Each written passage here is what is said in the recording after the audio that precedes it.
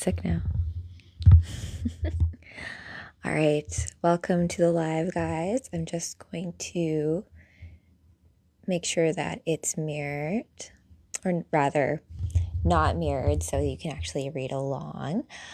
So what we're going to do tonight is I actually was trying to do some green screen stuff ahead of coming on this, and I realized that, ironically enough, putting an actual green screen actually makes the background removal look worse if I do it on TikTok directly. So I'm going to do some filming of some other things. I'm planning on doing a skit with myself as Supergirl and Batgirl and talking about hacking into Wayne Enterprises to find a secret potential Kryptonian that is being housed there. So stay tuned for little skits like that. I'm still working on it. Hi, Alexander. So tonight I'm actually going to do a read from Crisis on Infinite Earths, but maybe finish off this one. So I did spend a lot of time ahead of this with my setup and all that kind of stuff. Catwoman one day. Oof, I know, Catwoman. Which version of Catwoman? I actually am a fan. I remember her old purple suit in the comic book. I don't know if that's findable, if you guys know what that is. I'm just going to try to make sure my mic's not too in the way. I'm not, there's like that big phase of like, I'm an official podcaster as long as I have the mic in the frame, but I don't necessarily need it in the frame for this. Okay, so welcome you guys to the live. I am Cara Zor-El. Thank you for the donut, Loud. 420, welcome. This is like the Cosmic Comic Book Club, but just to let you guys know, my regular scheduled reads are always Tuesday at midnight. I have tried to do a lot more late night reads with you guys, especially in the beginning of me doing this, but I do need my beauty sleep, so that is a thing. Let's see here. The one in the most recent Batman movie. Oh, did you guys hear how Zoe Kravitz is not returning to the Batman with Robert Pattinson, which makes me sad. They actually had some nice chemistry. I was prepared not to like that movie, full disclosure, with Robert Pattinson, just because I think he said like he didn't need to work out or something I forget what the commentary was about it, but regardless, it was a good movie. I think Scarlett Johansson is supposed to play Phantasm in the next movie opposite Robert Pattinson in that, so that'll be interesting. So Alexander said I wouldn't mind doing that version of Catwoman, Bat and the Cat, and I do like Zoe Kravitz a lot. She's got a nice vibe to her, and also her dad, Lenny Kravitz, did American Woman, and that song is like the ultimate heels stripper song, dance song. Let's bring it down here. Hi, Angel. Hello. So tonight, we're gonna do. I'll let you guys. Hi, Voice of One. Welcome. Did you send me game mechanics for the upcoming D&D game that we have going on? So actually, a few things are happening this weekend because it's it's actually before March break, if we think about it, right? So, hi, Saithama. It's been a while. How are you? I know that we're actually winding down the astrological year, right? And also, Voice of One, happy birthday, right? It's Friday the 13th. I mean, like we're in that midnight hour between the 2 days, right? So it's happy birthday, soul brother. So Friday the 13th and a Pisces, it's a very potent, I don't know what you want to call it, like a woo-woo kind of day. And so I decided to go back to Kara, to play as Kara with you guys. Oh, beautiful. Thank you so much. So I have to kind of, I am making my own homebrew D&D game that's based on my own book. Hey, Dandy Money Man. And it's based on astrological, I don't want to call it like astrological rules, like in the sense of, for example, your astro stack, like for example, I'm a Taurus, and my moon sign's in Gemini, and my rising sign's in Aries. So that is what I consider your like astro character stack. So Voice of One, I know that you're like a Pisces, right? So in yourself too, knowing your sun and moon placements and how those play with each other in yourself can also give you some insight to your own personality type, your own character, like certain, let's say, proficiencies and attributes that are uh, likely to be of your class, right? So, for example, this is just an opinion. This is how I've mapped it out in my own game. And that's the beauty of when we're talking about symbolic stuff, right? Even the S that I'm wearing right now is for Supergirl, right? There's multiple meanings based on like what movies you've seen, as well as if you've read certain comic books, right? So, in classical sense, this S represents the house of El, right? And in many, I forget what movie it was. I think it was Man of Steel, where he said that it represents hope, right? But ultimately, it is like your house's sigil, right? And there's something to be said of that, right? And I want you to think beyond your biological family, right? What house do you belong to? And in astrology, when you have your different signs, they all are, yes, Tauruses do rule, right?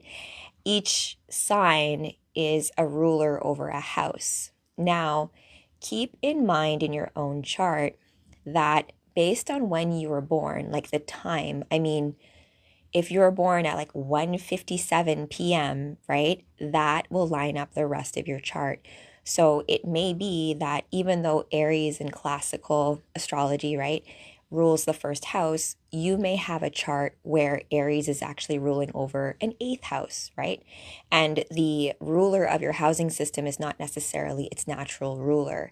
And that can have positive and more challenging effects in your own personality type. So I just look at that as just like how beautiful and unique each of you are, just like all of our different superheroes, right? And so when it comes to Supergirl, her origin story is very varied. Right? So I am the type of person who, when it comes to characters that I love going into the lore, I love going into background origin stories. I love seeing where these came from, right? Like, when did these character archetypes come to life, right? There's a saying that no story is actually created. You're actually just like reusing the same like base versions. It's all the same story, but it's also very unique, right? And it's like, that beauty and truth of you being you, uniquely you, but also being the whole universe, and us being the same, but also being the other, right? All at the same time. And this concept of how we are able to conceptualize our inner world through things like art so that we can actually give it form, so that we can tangibly play with it a bit more. So this, I actually read you guys earlier, Rise of the Superwoman, when I was as my version of Superwoman. So just to give you guys some background into like Supergirl's origin stories, the way it kind of works is that Supergirl is Kal-El's cousin, so Kara Zor-El. So my father, Zor-El, is brothers with Jor-El, who is Kal's father. So we are cousins, and their brothers are they are brothers. Now, here's the thing, right? Like, in many mythologies, you do have this concept of brothers that end up having a disagreement, and then there's like a fissure, which I hope that like in the reconciliation of that, like there's some sort of healing that needs to take place. But there is, like the fox and the hound, or like the brothers Remus and Romulus, I think, or like the ones. I don't know if you guys remember that show, Raised by Wolves. That's the whole concept of like Rome was like founded by like two brothers. But anyways, the two brothers thing is there. It's in this symbology too as well. So it's interesting where when we say House of El, it's like Kal-El, but it's Kara Zor-El, because my father's Zor-El, even though they're brothers and they would both be from the House of El. So I just find that interesting of the catch on there too. And on Krypton, it's known as being very high technology, right? Where the actual planet itself is like poison to everyone living there, the inhabitants there. So they've had to build almost like dome cities or these types of like high tech places in order to survive. It's quite ironic, I find, that Superman's big weakness is actually like a chunk of his home planet, right?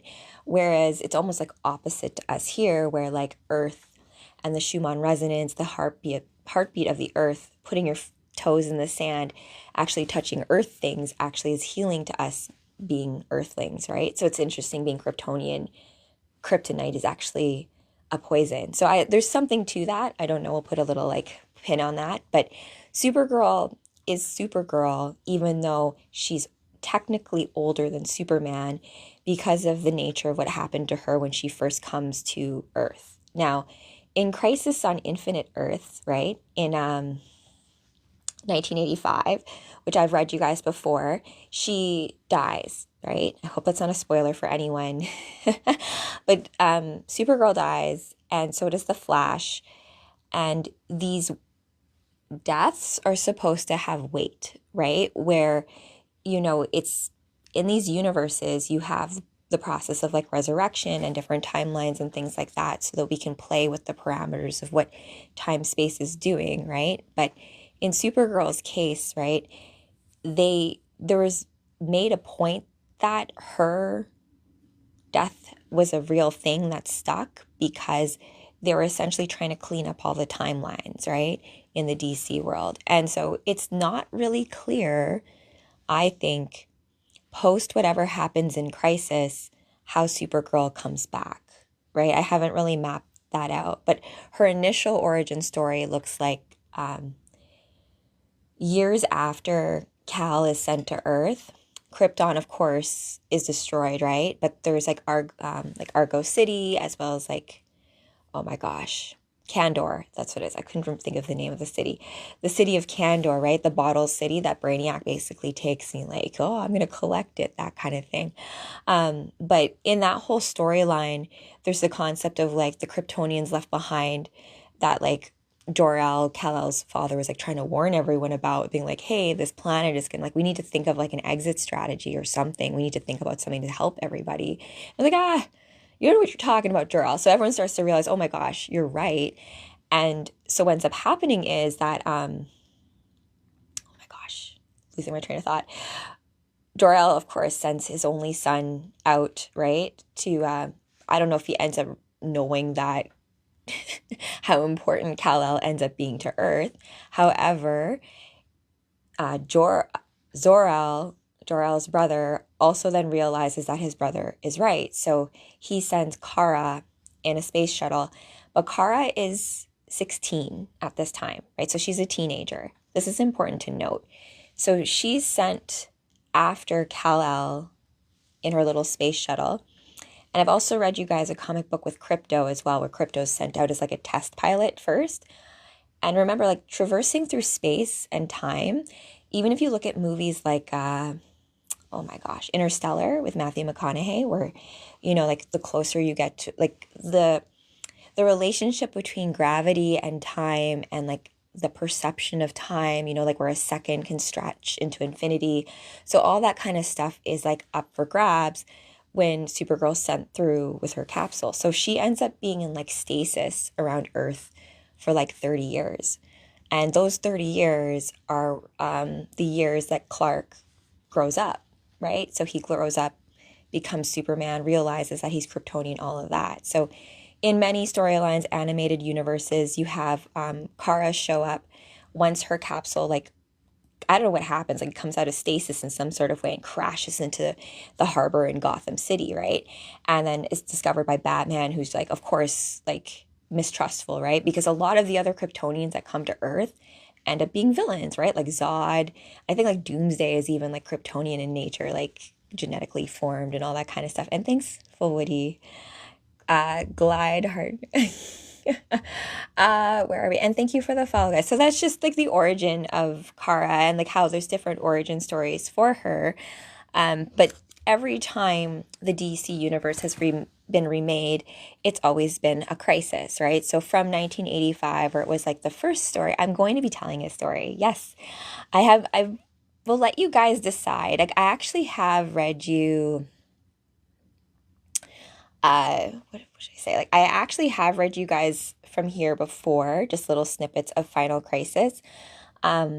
It's by Grant Morrison, who's also written Multiversity. It does bring back a lot of the characters that are in that story, where you have like the 52 worlds, that kind of thing. Hey, Sliders, 002, welcome to your weekend, you guys. I guess it's like March break, too. I'm going to put my flash goal on. I was going to do battles earlier, but didn't end up working out. And I also wanted to do some green screen stuff, so I'm going to save that for tomorrow as well. I have some lines that I'm working on in little skits between a few of my cosplay characters. I hate the other book. Which other book? This book? You know what? The whole reason why I really chose this comic book from the library was because Dan Mora, I really love the way he illustrates Superman, like how he draws him. I'm not, okay, so in this story, we'll talk about this more. Let's talk about this more like from a nerd out perspective as to how the superpowers work and how, did not mean to say that. Oh, wait, you did not, okay, no worries. So let's talk about this, but I'm going to read you from this, where Supergirl is. I should have actually marked it out for you guys, but I didn't. But I will give you, like, look at how jacked he looks in this. Like, it's so interesting too, I find, like, depending on what comic book you're reading from, like how each of the heroes are drawn, right? And like how how cartoony you want them to look, how realistic, how many of the wrinkles and pores you see, right? Or do they look a little bit more, so depending on what you like I'm guilty of choosing comic books by their cover. And that's the funny thing about comic books too, right? Like oftentimes the cover, the variant cover, is not the same illustrator as the person who's doing the inner panels, right? It's something that's interesting, and I know, but however, I've never really been disappointed choosing a comic book by its cover, even though that's the case, right? It's almost like a beacon. And so, yeah, and I do like this cover too, because it's this story, if you want to get more of the read of it, it's on my YouTube channel with my like white blonde space Supergirl version. But in it, oh my gosh, I do love this. Look at that. I know that's drawn. You look great there, Clark. And I look at the filters on it. Oh, TikTok. I've been trying to like play with like taking certain filters off. It doesn't actually make it that easy. I try to strip it. But so in this story, this is where I last left off. I forget the reasons or what happens that cause Lois to have powers. So in the context of this story, I do love Lois Lane, right? Lois Lane is the quintessential reporter, the concept of like searching for the truth no matter what, right? Even Clark, Superman's alter ego, is a reporter, right? There's something I think to that, especially when we think about storytelling and how important storytelling is in even though in the books, yeah, exactly. So how things are drawn, right? And that is the unique quality of comic books beyond just regular books, right? You're painting everything in your imagination in regular books, right? And so the author of those books has to take the extra time and describe the scene, right? The stage of which the story is being set. Whereas comic books, it's drawn for you, right? So she way more powerful. Yeah, so let's look at that, right? Because Superwoman, it says this is the Rise of Superman, but it's a Superman title card, right? Important to note, if you guys are new to comics, you're going to have it very serialized, like per issue, and then you're going to have bigger storyline arcs, right? So if you go to like a comic book store and is it sleep? Oh, near. Do you think I'm AI? Dozer, thank you for the roses. I'm definitely not. Okay. This is Amethyst. She's from, oh my gosh, she was in Justice League Dark. I remember it. But she's drawn way cooler here. Does it sleep, Superman? Oh, look, great question. I think so. I don't think he needs to, though. That's a good question. Like, I think, and that's the funny thing I think that is so unique about, let's say, Superman and Supergirl's powers, is that they're they're not really fleshed out that well, right? Beyond the fact that it's the yellow sun, right? The yellow radiation from the sun that gives you power, right? There's an animation, I think it's like Flashpoint, where it's like an apocalyptic level event, right? Where Flash, like they find Cal, but he's like, the government took him, right? Because I don't know if you guys know this, but Lois Lane's dad is kind of a dick. General Lane kind of thing. Frankie, thank you for that. Welcome to the live, guys. So this, I don't think I'll do this as the read. Well, actually, no, I'll do a little piece of it because I did leave off. I didn't read the whole thing to you guys last time. So I did want to read you guys, where are we? Where we have all the girls hang out. Where are we? Yeah, let's just go into it. Like a dream sequence. Lois, so just so you guys know, Lois Lane in this case has powers. So she's Superwoman. Lana Lang is also in this as well. And I forget, she is exposed to red kryptonite, and this gives her powers as well. So, and Supergirl's in this too. So the three of them, Supergirl and then Superwoman red, Superwoman blue, they all like hang out and have coffee on top of the city. I'm like, oh, that would be fun. Wait, yeah, she got powers. Yes. That's what I mean. Like, depending on what storyline you're reading in the comic books, it's like, wait, what's happening? But look, I really love how this comic book's drawn. So let's go into it's interlude 2, like a dream. Go for it. Interlude 2. What does Doomsday dream about? Supercore. Our synthetic black mercy venom is holding. Doomsday is secure for now. So what do you think the big guy's got going in that head of his? So this is an interlude.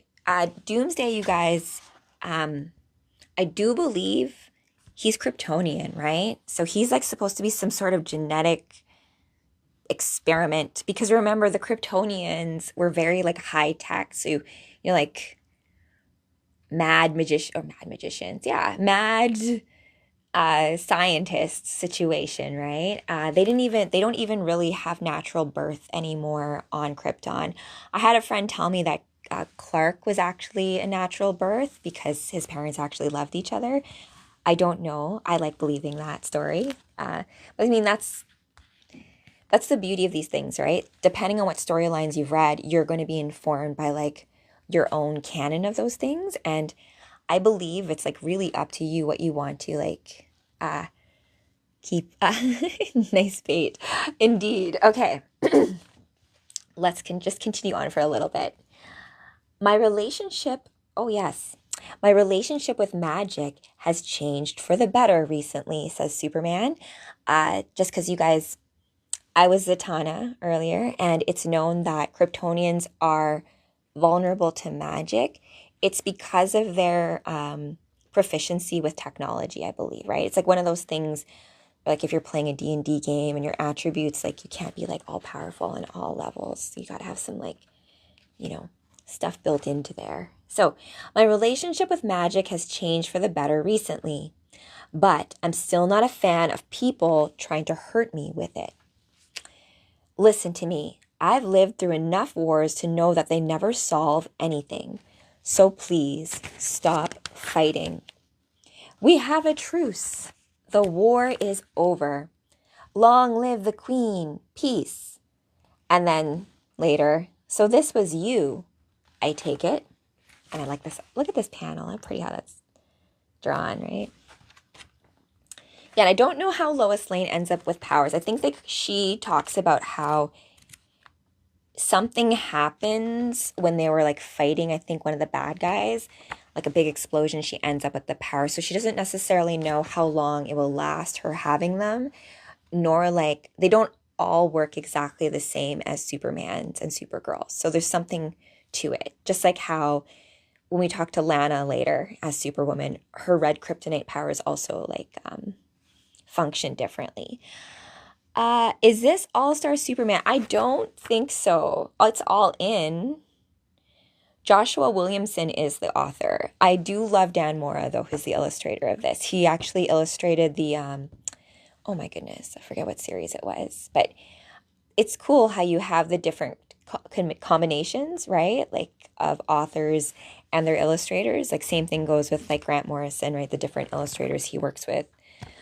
Doug Mockney, I always say his name wrong. I like him as well as an illustrator. Okay. He gives her some of his DNA. Scott, that might be right. I don't know if that is the reason why she has powers in this, but Scott, I feel like that, the whole giving her some of his DNA is something to be said here too as well. And remember, Superman has sons in many storylines as well, which retain all of his powers. So there's some mysteries to be had about Kryptonian DNA and human DNA, right? And I think through the fact that, like, you know, they can intermingle quite well, maybe in the past, they're actually the same. Maybe we made Krypton in the ancient galactic past. Like, if we were to, like, I have a Halo comic book I'm going to be reading you guys tomorrow as Cortana. But just like the concept of how powers work and the logic behind it and figuring it out is like, there is something to that, right? It has to make sense. Like we know in our own stories when like it's too much if like a character's overpowered, like what's the fun in that, right? It needs to be of a certain challenge. It's why oftentimes superhero movies fail because they don't do a good job of having a proper foil for your hero, right? So if you have someone like Superman, what kind of villain makes sense? Like Lex Luthor in Smallville did a great job of that, where it's more nuanced of how good looks like against evil, right? It's a bit more how you deal with having honor and integrity in the face of things, even though you have like ultimate power and you could just do whatever you want anyways, right? So that kind of thing. Okay, so continuing onward, maybe it'll be revealed here as well, like the nature of Lois Lane's Superwoman powers.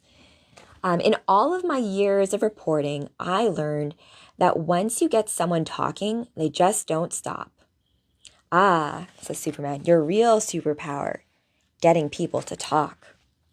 Onyx needed medication that could only be made from gems in House Amethyst lands. I helped them hash out a trade agreement, says Lois. Sorry that dinner was ruined. Well, how about we turn this date night into a date morning? Maybe we can go to Mars for an early breakfast. Or Gorilla City. I hear it's beautiful this time of year. Dinner was wonderful, honey, but was Doomsday being immortal or immoral or stopping a war? No, just that this whole thing feels off. Like something is missing? Follow me. I have an idea. Interlude 3. Lex and Mercy in coffee. Oh wait, this is where Lex doesn't remember who he is too. So Lex is like a good guy here. He's like has a crush on like the tech chick. Okay, so they're back. Lois and Clark. Us. Lois and Clark. A city girl and a small town boy. Don't worry about forever, Clark. Just be with me here, right now. And then they kiss. And then in their heads, they hear Superman, Superwoman, right? Which is, I know, the hero signal, right? Whoosh, they're off. Supergirl will be, oh, that's actually a call from me. You know, telepathy, like, hey, need a little help. That's right, war does suck. Spread love, guys, and peace. Supergirl will be in Metropolis in less than 10 seconds. What is going on? Kara? And then Superwoman's like, snow? At this altitude? Sounds like Toronto here getting snow when I thought we were done with it. And it's March. Give me the spring already. It's not snow. It's ash. Dun, dun, dun, meaning something's burning. Not a good thing. From what? And then Supergirl's here like, hello. And her outfit here is a nice little pantsuit version. Adalberto, thank you for that. Yay, welcome to that. It's reading some Supergirl. Well, I'm actually reading Superman. This is a Superman comic book as Supergirl. So it's Kara who's called for help. They've shown up. They thought it was snow in the air. It's actually ash, meaning something's burning. Hey, Gwen Stacy, welcome. That they just, it was like they were just teleported in. So, do you have Batman's phone number? And Superman's like, Kara. Batman's phone number. Batman has a landline, just so you guys know. Let's see here. You harbor the destroyer of worlds, the ultimate weapon that you call Doomsday. We are made up of the last survivors of his execution of our worlds. We are... These are my stars. Yes. Dun dun. The aftermath. So, hurt people. So Doomsday went out and destroyed a bunch of planets and worlds. And so these are those who have survived and obviously want revenge, right? We are the aftermath. This is my people's funeral gear. We wear it now because Doomsday has turned us into living death. You have exactly 1 Earth hour, that is not a lot of time, to turn Doomsday over to us. Or we will grant you the same mercy that monster granted our people. And we will kill everyone on your world. To be continued in, what do you do with a monster like Doomsday?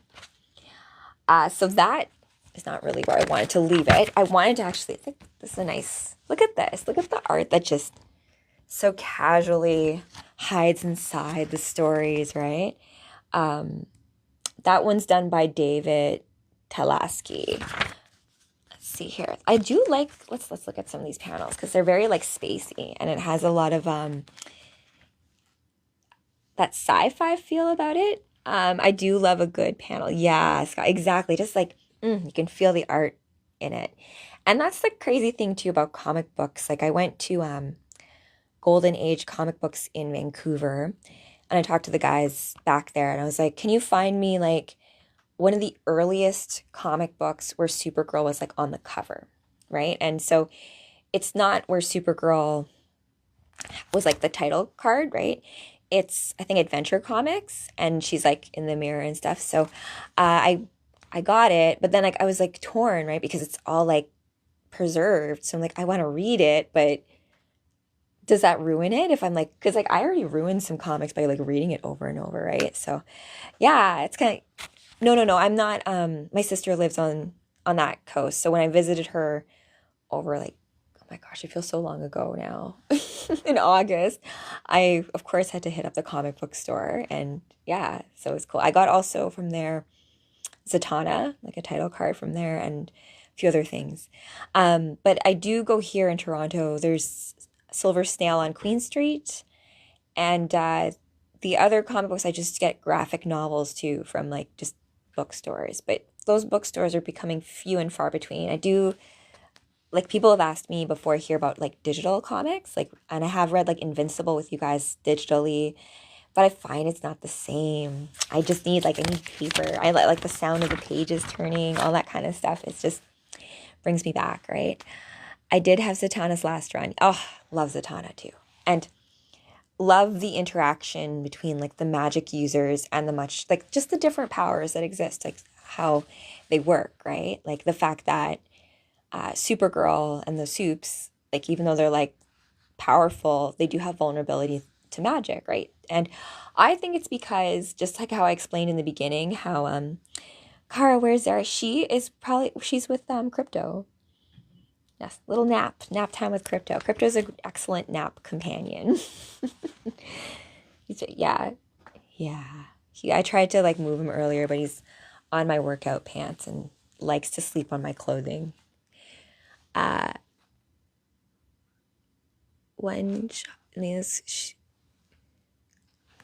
Oh my goodness. I don't know what you mean. Is that, Rabbi? I'm gonna continuously shooting is completely painful. I don't know what you mean, but I think it's censoring and it's not letting me. Okay.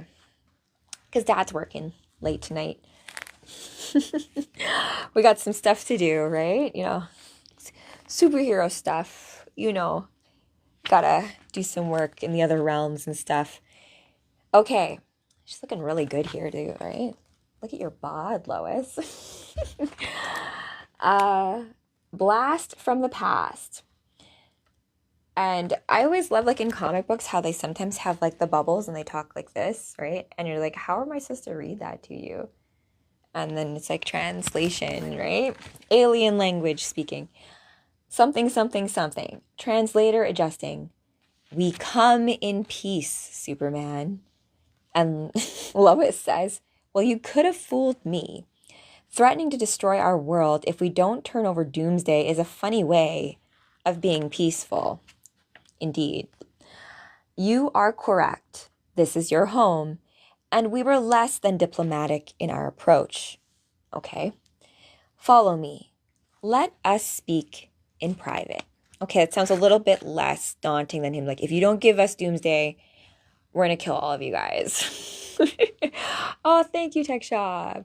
Oh, the glow stick. I love that, actually. More glow sticks. Appreciate it. I promise you, we are on the same side, Superman.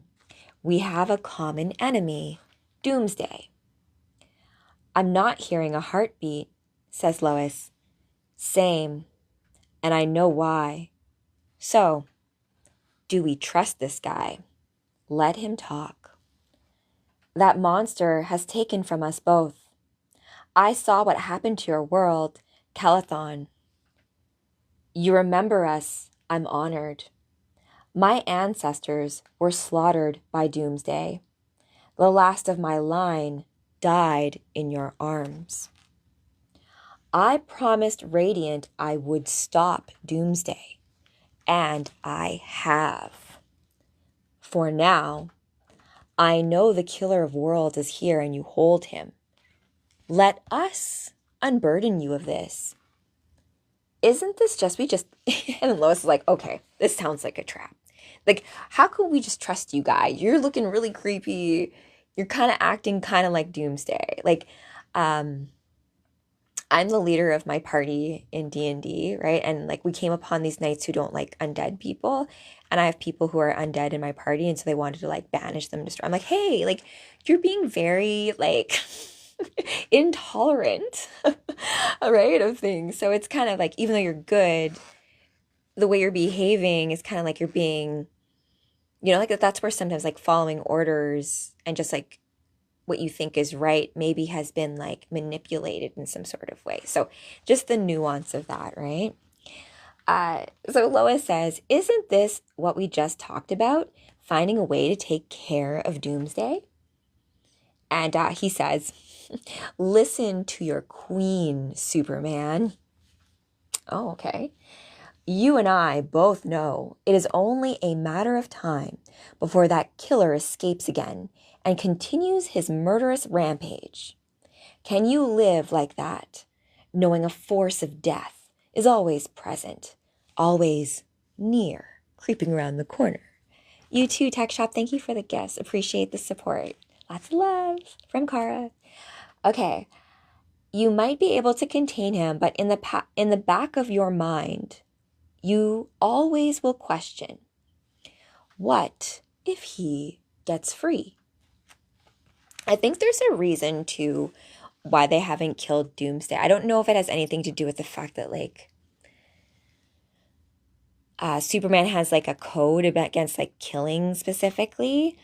But also too, I think there's like a whole timeline where they try to kill Doomsday before he like gets older, like in his crib kind of situation. And I think it causes like big problems in the time stream, right? Like we discussed this when I did a read as Phoenix, right? When you're dealing with cosmic forces, like when something happens, it's always happened, right?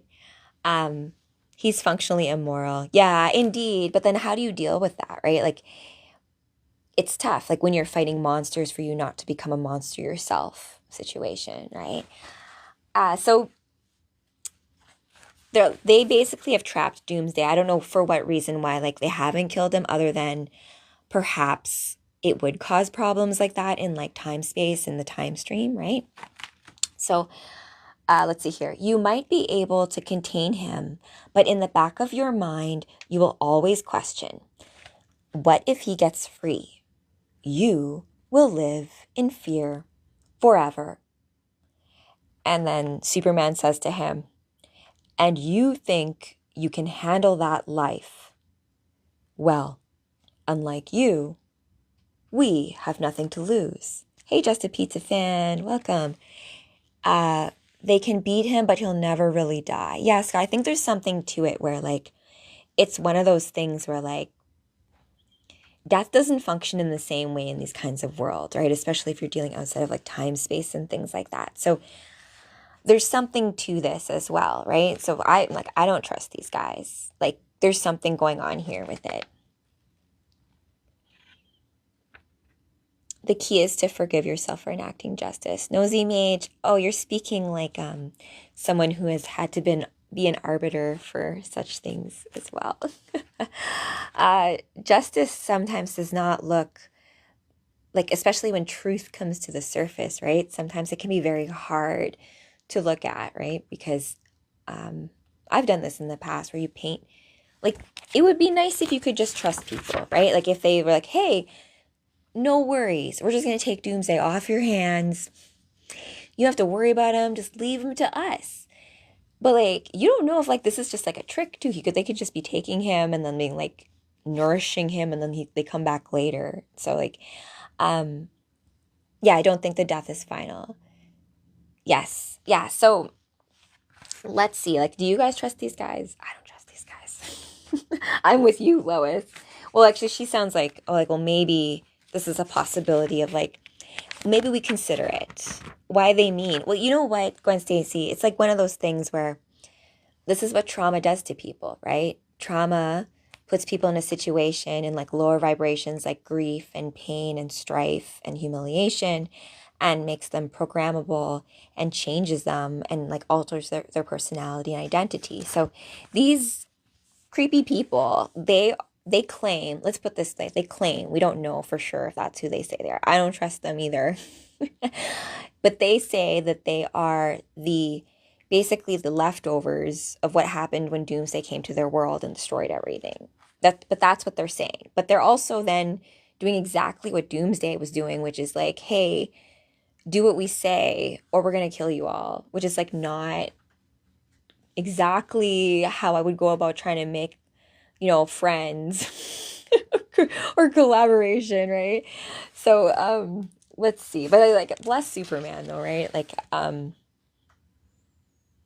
it's why he's like the ideal, right? Because he does, like, his moral compass is very much just like, I'm trying to do the right thing with whatever information I have at hand, right? Which is why there is sometimes conflict with like Batman and other members of the League, because how everyone approaches certain challenges that are more shades of gray, it's tough, right? Like, think of like conversations with Constantine and stuff, right? All right. So he's like, we have nothing to lose because Doomsday took our lives from us. And he's getting all like, emotional. And he sits back down. I apologize. I let my passion get the better of me sometimes. And Superman is like, I do relate. Think of this, Superman. The aftermath is made up of hundreds of survivors from Doomsday's attack. If you do not heed my demands, the onslaught my army will rain on your world will be unlike anything you have ever seen. Once again, sounding very non-trustworthy, sounding very much just like, better do what I say. And you better just trust what I'm telling you, even though I look scary. And thank you, I can't say your name. It's TJ. Right. If you do not meet my demands, yeah. So we know of your power, but the destruction wrought by our duel will be cataclysmic. Now you may fight me and my army, but Can you save everyone? Is even one life worth doomsdays? Who must make the sacrifice because of your choice today? It's a very manipulative way of putting it there, my friend. I think about that every day, says Superman. What worries me is that doomsday was created to be a weapon. But I never learned exactly what for. Why would someone need a weapon like doomsday? And then I like this panel too, right? They're facing off against each other. A duel of words at this point. So give me what I ask, and I promise you you will never have to worry about that monster ever again. You can live the rest of your life in peace. If it sounds too good to be true, probably is, usually. Yes, and not all monsters and villains are ugly and vice versa, 100%. And also, like, what do you consider ugly? Beauty is in the eye of the beholder, right? So it's really up to you what you decide is being beautiful or not. Like, I myself personally, when it came to competing in fitness and bodybuilding and all that kind of stuff, when I would watch the shows, I would have my own favorites, right? And, the judging panel's the judging panel. Hey, Philip Robles, how are you? But I would try to make a point of, if I saw a girl who had good stage presence or she was like my favorite competitor, I would just make a point, be like, hey, I thought you looked beautiful. I thought you looked awesome on stage. Like, regardless of the placings, I think you look awesome, right? Costs me nothing, and it's the truth. So I just make a point of trying to do that, right? So people have done the same for me, and it's just taken me a long time to actually accept those compliments, right? Especially if they are just coming from a truthful place with no strings attached. I'm not just like telling you this to brown nose or like trying to win your favor or trying to get a promotion or trying to like play nice, right? Just like saying what I observe as being true, right? I appreciate that. Okay, so same thing goes, you guys, when you're doing analysis of any stories that you allow into your personal mythos and universe, right? You do not have to like everything that is put out by Hollywood, by the bookstore, by anything. I am the biggest fan of just revisiting the same story that I always loved, like as like a comfort food, almost like a comfort soul chicken. Remember like that series like Chicken Soup for the Soul, right? This idea of certain stories are just nourishing for your soul. And even the ones that are, let's say, hard to read, you in your psyche, like that's why sometimes I like horror stories, right? You practice going through fear, right? You practice like peeking through your fingers, like going in the dark, but you do it, right? Even though you're scared. And then each time it's a little bit less scary, right? You're a little bit more brave. Like you can like do, So, and I don't think any of that stuff goes away. Like I've always been a little shy little girl. And so doing all this stuff is all just practice, right? And the more that you do it, the more comfortable you get with yourself, all that kind of stuff. Okay, let's keep going.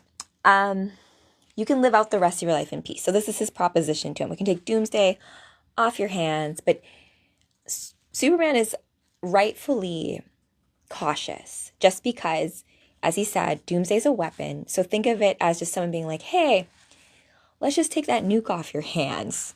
You're worried about going off, like let's take that worry off. I'm just going to take that away. He's Andrew Tate.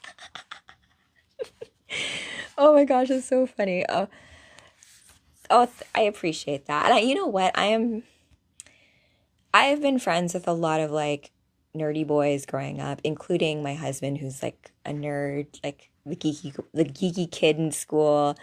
I have always loved the geeky nerdy kids in school because I was a geeky nerdy kid in school who was made fun of for the things that I liked and stuff. Like, why do you like that? It's so weird. And like, I don't know. I don't go around like judging the stuff you like purses and like going shopping and like all that kind of stuff, like do you, right? It has nothing to do with me. And if you can find friends who are like, honestly into the same stuff, not just jumping on the bandwagon because it's like popular now, that's really something special because you can then relate to when those stories actually helped you get through a hard time. The fact that like Supergirl, her stories, and being able to like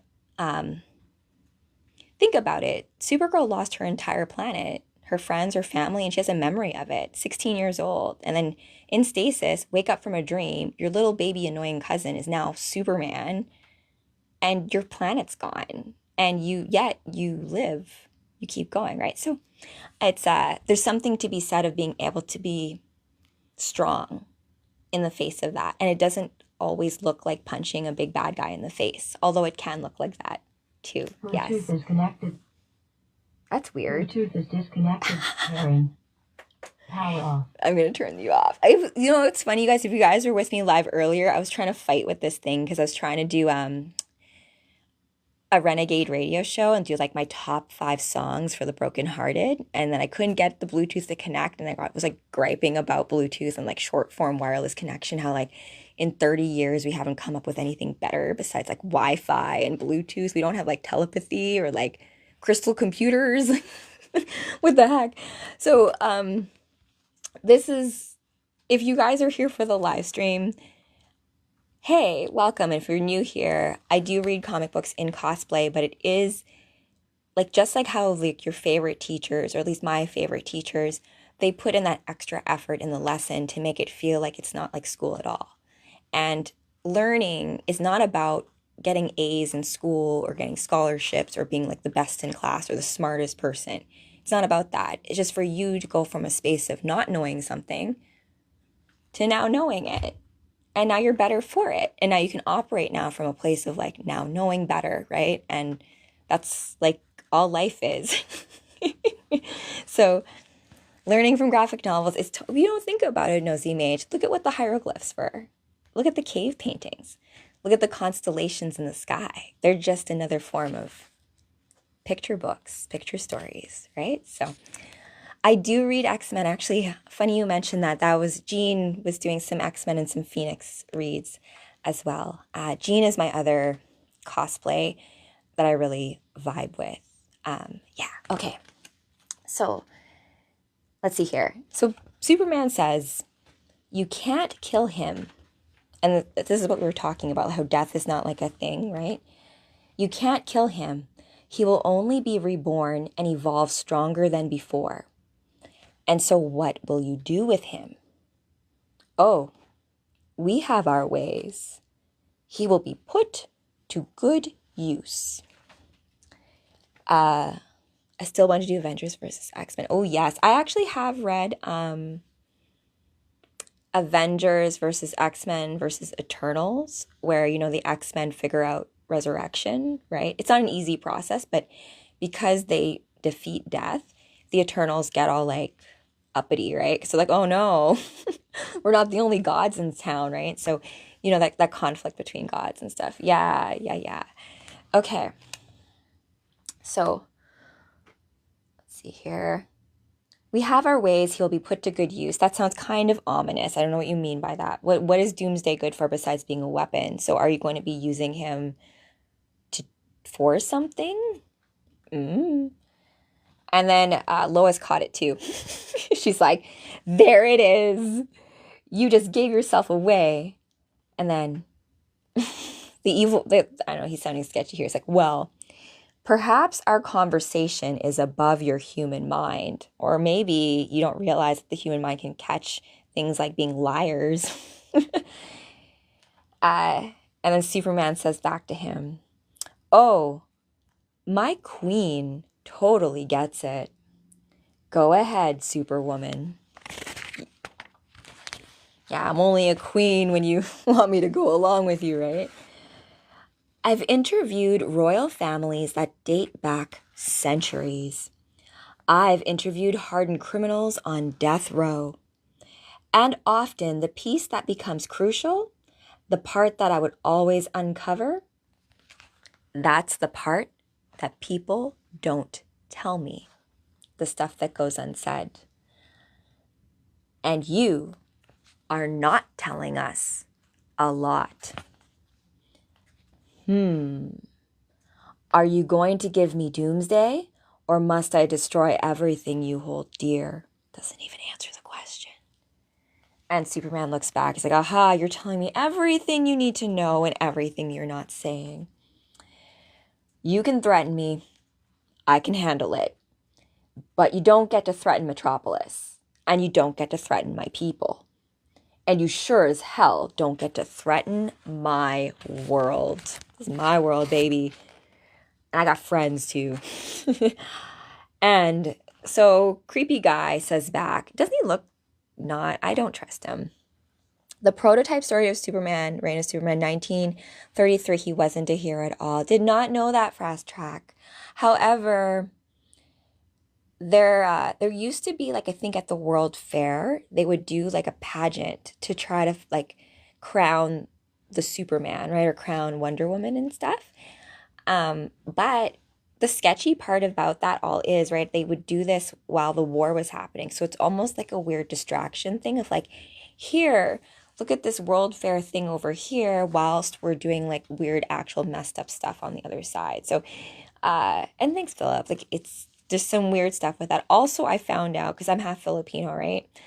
The World Fair, like way back at the turn of the century, they put Filipinos, like tribal Filipinos, in like little like displays to be like, oh, look, tribal people, look at how cute. Like, I'm like, oh my gosh, that's not like a human zoo. So it's just been interesting how like how badly we treat our fellow human beings. And then we think that like, like how you think aliens are going to be like, oh yeah, you guys are so enlightened, right? So this like attitude to like, oh, like, look at how you guys are kind of thing. I kind of feel like it, because I feel for that, right? This idea that like Earth is the only place where Superman and Supergirl have powers. It's a very special place. And if people just realize that specialness in themselves too, kind of thing. Yeah. Oh, I love that, Randy. Yeah, wants to challenge the beauty. You know what though? It's all about just staying open, I think, to the experience, and just like being okay with knowing you don't know, right? And being open to it. Because sometimes we think we know. Like, I have gone back to stories that I have thought I'd known, right? Like, I've read Multiversity many times. I've read Crisis on Infinite Earths many times. And each time I read it, I do take away something different from it. So I welcome you guys to go back to stories that you think you know, that you think, because you were a different person when you first knew that story, right? When you first read a story and you first read like or you first time you play a game, like a video game, and you first go against the boss, and like it's like the first time, your first run, there's nothing like it. But you are always like, that age you were and who you were at that time is not the same as who you are now. And so when you go back to that read, or you go back to that story, it's a bit of time travel for yourself too, because the you from that timeline and this timeline get to talk through this story. So yeah, what year was this print? This one I'm not sure. This is relatively new though, because it's the All-In series, and there's the new 52, the All-In. I do have to do a better job. Like, who's judging this anyways? But I have my own personal project because I'm writing my own book that deals with time travel and dimensions and stuff like that, right? So when you're working with like cosmological maps, I like looking at what is already there, right? You already have like really amazing authors that have like done some great work. So yeah, it'd be fun to take like the DC, because there's a whole bunch of stuff online. I'm part of like the Discord channel for like DC, and like to nerd out about certain things, but just the origin stories, and just also like the creators of certain characters and like their trajectories, as well as like how those different characters that were created by different people are like the baton is picked up by other authors that extend the story, right? Like, for example, Joe Shuster and Jerry Siegel, they created Superman, right? And Joe Shuster is actually like from like right here in Toronto, which is kind of cool, right? And like the fun thing of that collaboration, right? The author being Jerry Siegel, being from the US, Joe Shuster, Canadian, and together you made a hero. And like from your imagination made Krypton and all this kind of stuff. And Otto Binder is actually who created Supergirl and Crypto. Now, Otto Binder, fun fact, I think he actually also wrote iRobot, or the story behind iRobot. So I don't know, something fun. Have I read Blackest Night? So yes, I have read Blackest Night, and on Tuesday, which is St. Patrick's Day, I'm going to have Jessica Cruz read Blackest Night as a special kind of read.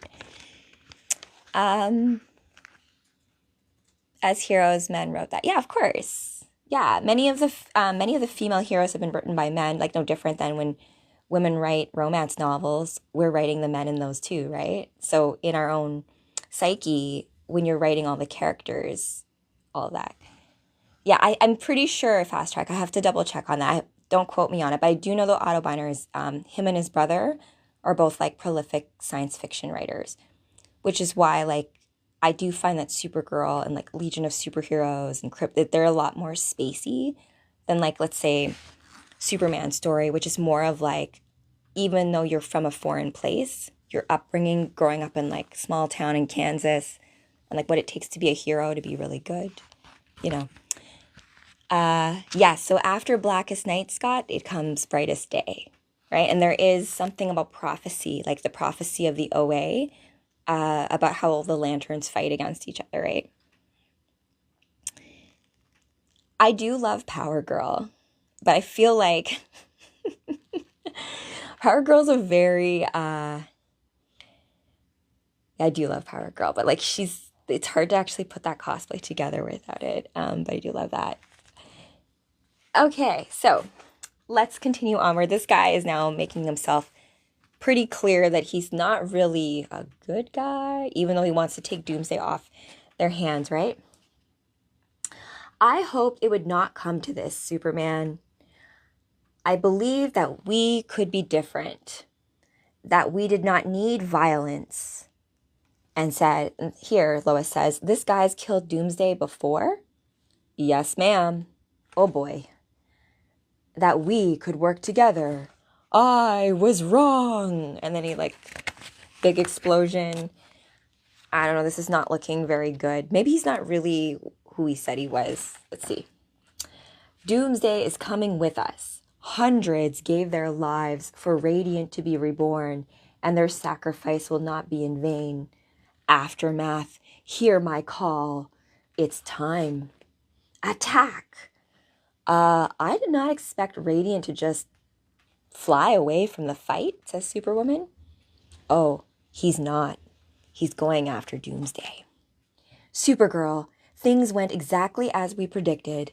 It's time to rock and roll. Hey, Zonox. Heard you loud and clear, Superwoman. Okay, Supercore, listen up. We need to get Doomsday out of Metropolis and into hiding right now. Lena, how's that mobile stasis unit coming? Is she working with Lena Luthor? Is Lena helping? I believe so. Let's see here. And this Supergirl outfit, look at how great she looks. Love it. Where are we? Okay, Supercorp, listen up. We need to get Doomsday out of Metropolis and into hiding right now. Lena, how's that mobile stasis unit coming? We need to make sure he stays under the Black Mercy venom. It's not going to work a second time if we lose that connection. I wish I could help. I know, Lexi. And Supergirl overhears it and she's like, Lexi? Who are you calling Lexi? I think in this line, though, like, Lex Luthor has, like, lost his memory. He doesn't know he's, like, some supervillain guy, I believe. That red crystal kryptonite that grows inside. Yeah, I think that's Lana Lang. She has, I read you guys a story once. I think this was a while ago now. She had, like, a necklace from her grandmother or something that had like red kryptonite in it, and like it turns her, like gives her powers, right? We still haven't really figured out why Lois in this has powers, but she does. And Zono X, I love DC Bombshells. I'm so happy you mentioned it. I there's a story I actually read as Black Canary in it because in the DC Bombshells, it's like a whole universe basically based on like the pinup girls of like the 50s, right? And so you have it's also a world too where Batman's mother and father aren't killed. So Catwoman goes out of her way to train Batman to be Batman. Interesting, right? Um, yeah, Elseworld story. Yes, yes, we should bring that back. Also, too, my friend Dee Dee Star in Palm Springs, she's a burlesque dancer, and she's been wanting to get into cosplay. And I think DC Bombshells would be such a cute way to like infuse those worlds, right? Yeah, yes, yes. You have a blessed day too, Fast Track. Till next time. I'm just gonna go for a couple more panels and then I'm gonna wrap. He's definitely doing some Dr. Manhattan stuff. I don't know what's going on. Okay. We need to make sure he stays under the Black Mercy venom. So Black Mercy, if you guys aren't familiar, is like this like venomous flower thing that puts you in like a perpetual dream state. It appears in a few other stories as well. Where are we? And yeah, so like he's like, oh, I know Lexi, and like Supergirl's like, oh my gosh, Lexi. Too bad. It's too bad you don't have your memories, Dad. I bet you know exactly how to deal with Doomsday. Yeah, so that's Lena working with the team. It's because Lex Luthor doesn't have any memories. All of Mercy's tests have said Lex's memories are totally gone, but like his hard drive was erased, but there could be traces of it left in his trash. My dad just needs to want to find them. I know, honey, but I don't think I got it. Lena, uh, I know what to do. I need your help. What? So you remembered something? I don't know. But I have an idea on how we deal with Doomsday. Thank you, George. Appreciate that. White Knight yes, agreed. Yes, I love like the different versions of like the what ifs. It's like the what if of Marvel and like DC, like shifting around different parameters. And anyone who loves dealing with like time travel and like the different like dimensions kind of loves that kind of playing with parameters of it. Yes, yes. Okay. I don't know, but I have an idea on how we deal with Doomsday. Supergirl, can you pick up Doomsday's containment unit? And she's like, oh yeah, I'll be gentle. Mercy, I need access to one of old Lex's labs. You got it, Lexi. But first and foremost, Doomsday cannot get free. And meanwhile, it looks like Dr. Manhattan showed up. I don't know. I will have my revenge. That monster destroyed my worlds. From one orphan to another, I get it. I do. But you're not getting Doomsday. Supergirl, hold on. Finally, the ultimate will pay for its sins. Radiant, don't.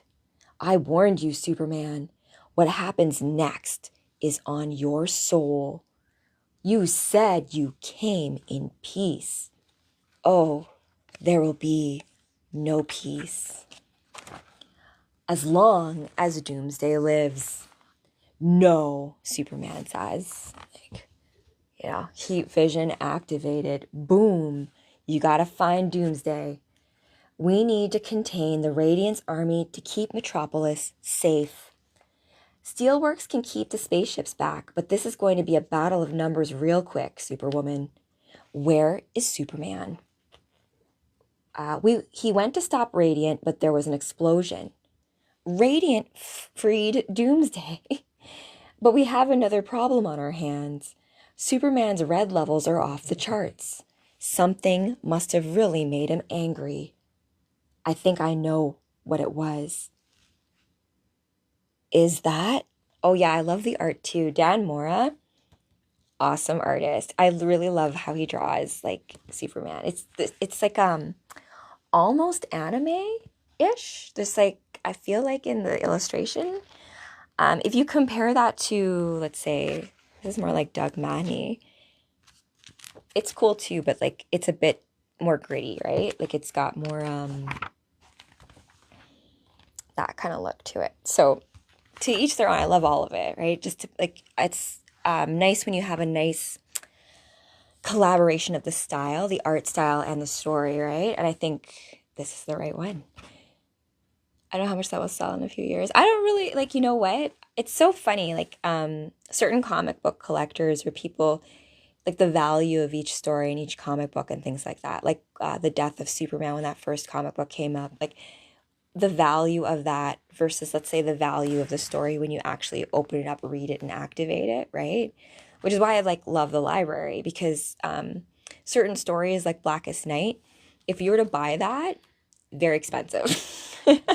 Worth it sometimes because I got Crisis on Infinite Earths. I own a few titles that are, like the bigger novels or the bigger operas, let's call them, comic book operas. And I think for you in your own collection, you probably are going to have certain stories that are like worth it for you to have in like their own, in like real form, like because they're magic, really, right? The binding, the fact that like this is a real thing. It's like taking something from your imagination and here it is, right? And so it gives you fuel. It gives you extra juices for you in your own like inner world to empower that with, right? Especially when you have really awesome art that can help provide like the extra color and the extra sparkle to it all.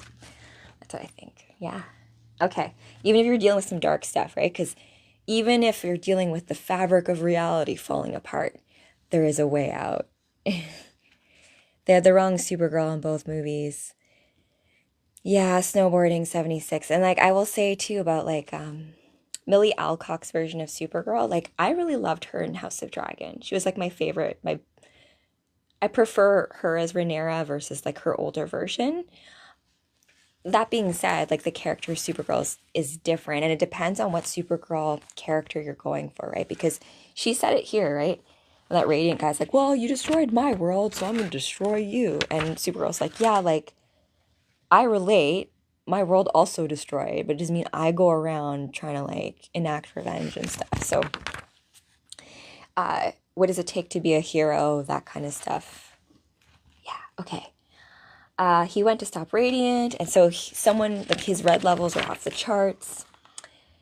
A Superman and Doomsday team up. OMG. Interesting.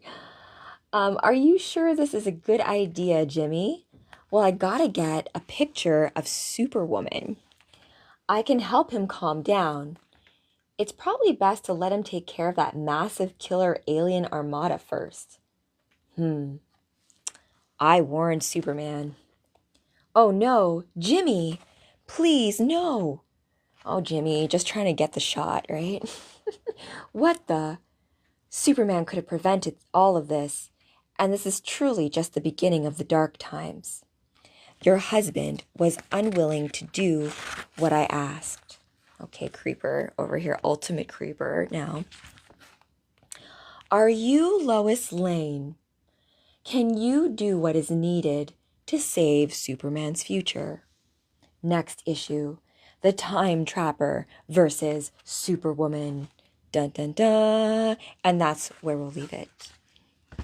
Just like, cliffhanger till next time, next read. And I do have the previous read of this storyline on my YouTube as well. So I'll try to do a better job of connecting all those storylines. But the beauty of comic books is that you could have never read any comic book prior to this, right?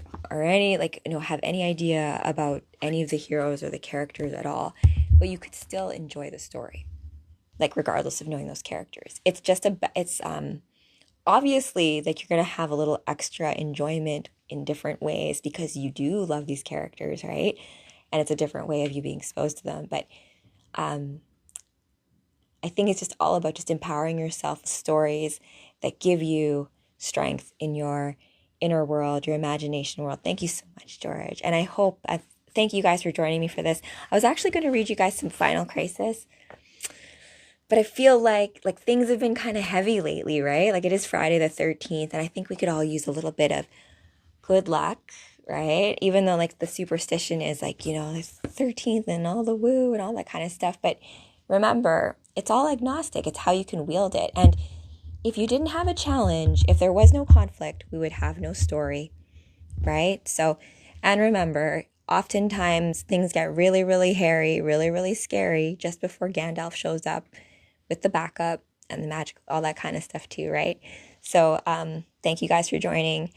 And also, if you want to be part of the Cosmic Comic Book Club, I am organizing that to have like full moon gatherings, which will hopefully also be in person as well. So I have to restructure it because I want to make it more like it is a book club. It just we happen to look at comic books instead. And so typically, if you've ever been part of like a book club before, you have to all do the reading ahead of time. And I don't think sometimes some of the stories are not accessible. So I have to think about how I would, like, if you don't own the comic or you've never read that story, if in the analysis part, like how it would work for that. So I would maybe do the new moon. I'd release maybe something that is like a synopsis of the story if you don't have it, and maybe a bit of the read. And then the full moon will like complete the read and then talk about it more thematically, like timeline stuff, like what we were talking about earlier about like, oh, like you can't actually kill Doomsday because he's just going to get reborn. So what do you do in that case, right? So anyways, tell Father Egon hi. I want to see. Yeah, we all want to see my hubby again. We do have a few things planned, right? And I do welcome you guys to like in your own life, like who gets to play your leading roles in your life. Give the people you love those starring roles, right? We don't need to give it away to like celebrities or like politicians or like these people don't matter, right? Let's focus on like, our friendships, and even the ones that we like maybe first only meet virtually. There's so much fertile frequency afoot when it comes to being open to new ways of how humanity will relate to each other. And what we have done since ancient time is rely on things like myth and storytelling and symbol and music and connection as a way for us to like just remember who we really are. So with that, you guys, remember, it takes true courage for you to play as exactly you in this cosmic game of life. So be sure to play as exactly you because the universe is counting on you. But no worries, I have your back. Till next time, guys. Bye.